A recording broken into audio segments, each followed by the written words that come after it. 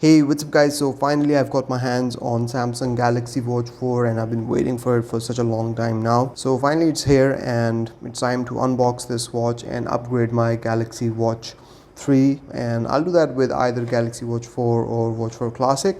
So that will be a separate video for Galaxy Watch 4 Classic. Right now in this video I will unbox Galaxy Watch 4 and take a look at the watch itself. Now I have actually unboxed this already and I've been using it since last night, but just for the sake of this video I will unbox it again. There's nothing too much to see in the unboxing itself. So you unbox it and you have the watch right here, and here we have some paperwork going on as well as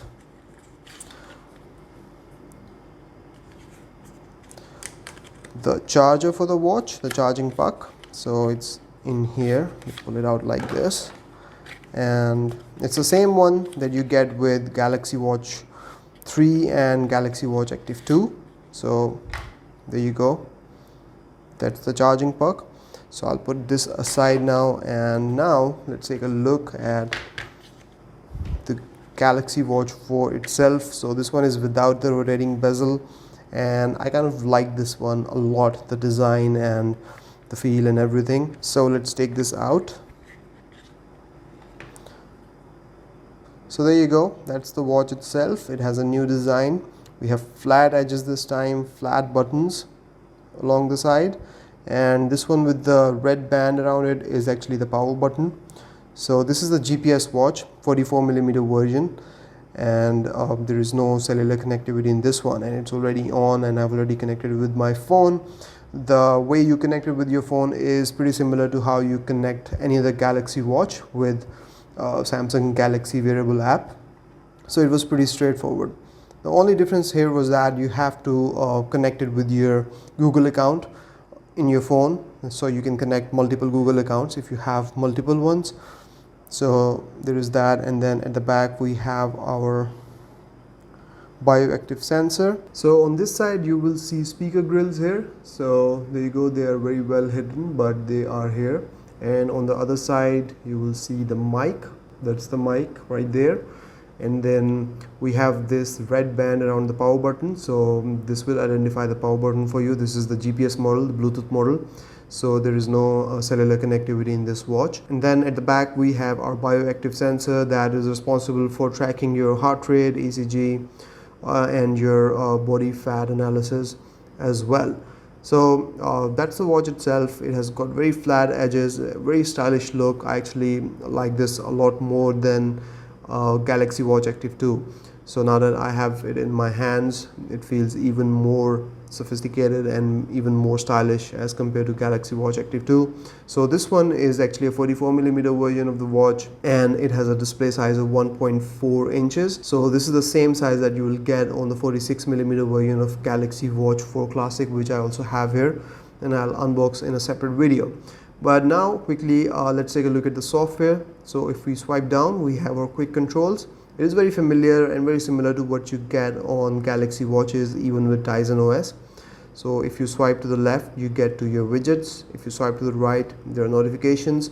There is one change though in this one, and that is that previously for going into the app drawer we would have to press this button here, but now all you have to do is swipe up and you will get to your app drawers. And one thing that you'll notice here is the presence of Google Play Store, Google Maps, and stuff like that. And then another thing that you will notice here is the duality of apps. So right now you can see that we have an alarm app, stopwatch, and timer app here, but down below we have same apps from Google as well. And then we also have a hand wash app here as well. So this is basically a 20-second timer to wash your hands for 20 seconds. There's a walkie-talkie app from Samsung. So and then we have some Google apps like Google Keep that I have installed myself. Spotify is here. So I'll go in a lot more detail in the software and in these apps in upcoming videos, but right now I just want to show you what it is like. So if we go in settings here, once again you will see a very similar interface. So there you go, that's exactly what you will see on previous Galaxy watches. We have all our advanced features here, things like bedtime, water lock mode, theater mode, We also have customize keys option here, which we didn't have before. So in this one you can actually customize both of these keys for different features. So this one is the home key, you can customize it for double press and press and hold, and this one is the back key, and you can customize it for going to previous screen as well as show recent apps. Now to go to the previous screen, you can also use a gesture here. So if you swipe from the right, so if you swipe from the left to the right, it takes you one step back. Now if we go in software quickly, and here we will see that we are running on One UI version 3, which is based on system version 11. And then we go in storage, you'll see that this watch has 16 GB of storage, and out of which half is already used, and the storage is basically used for images, audio, and apps and watch faces. So to go to the watch faces, all you have to do is long press on the watch face, and then you go to the library of your watch faces. And same is the case for tiles or widgets. You long press and you can access all the widgets on the watch, and then tap to add more. So it's very similar to what we get and see on Galaxy watches. Previous Galaxy watch owners will have no problem navigating this watch at all. Okay, now I want to compare it with some other Galaxy watches that I have here with me, like Galaxy Watch Active 2. So here is Galaxy Watch Active 2, and here is Galaxy Watch 4, which is basically the newer version of Galaxy Watch Active 2.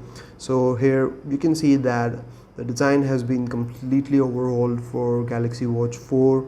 We have flat edges, we have very distinct and separate button designs. They're also very flat. The speaker grill has been redesigned now, and here you can see the speaker grill very distinctly here, but on the other side we have speaker grills right here hidden, so you can't really see them.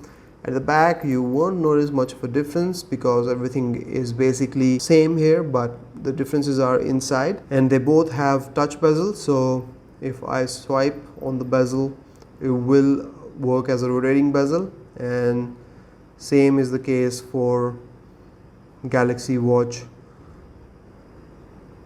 4. So the bezel is not that responsive as I would have liked it, but you can use it to scroll. So if I go in the apps list, once again I can use it to scroll down, but there are still some glitches with the touch bezel on Galaxy Watch 4, and I really hope that Samsung will improve its functionality over time with software updates. It's not as responsive as the one on Galaxy Watch Active 2. It still misses sometimes and does not recognize the swipe at all at others. So there is that. And now I want to bring in Galaxy Watch 3 once again for a very quick comparison between these two watches in terms of their design and size. So here you will notice that Galaxy Watch 3 is considerably thicker as compared to Galaxy Watch 4, and rightly so because it has this rotating bezel. And yeah, I guess that's about it from this video, guys. That was the unboxing, a brief overview of the software, and brief comparison with Galaxy Watch Active 2 and Galaxy Watch 3. I hope you have enjoyed this video.